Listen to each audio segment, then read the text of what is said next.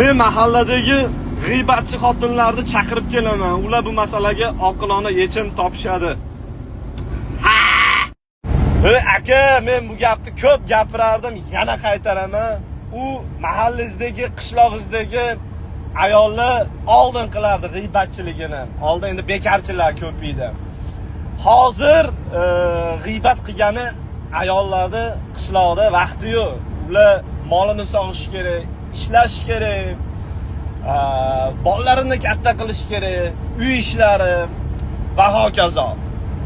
Aslida g'iybatchilar, aka, mana bugun o'zimning misolimda sizga gapirib beraman. Yuk yuklashyapti treylerimga, TikTokda primoy efir qildim va menga bir inson o'sha yerda kommentariy yozyapti. Ya'ni Shohrux, siz Cincinnati'da bir qizni uyiga sovchi yuborgan ekansiz va u qiz sizga rad javobini beribdi deb kommentariy yozdi. Men hayotda Amerikada kimgadir sovchi jo'natgan odam emasman. Sababi Amerikada uylanish niyatim ham yo'q. Va u inson kim? U inson erkak kishi. Men qiziq joyi bu yerda faqatgina g'iybat emas, balki tuhmat ham bor. Sababi bo'lmagan narsani qattandir yasab olib, tuhmat qilib menga chiqib gapiryapti. O'zaro kimlar bilandir u mujik g'iybat ham qilgandir bu temani.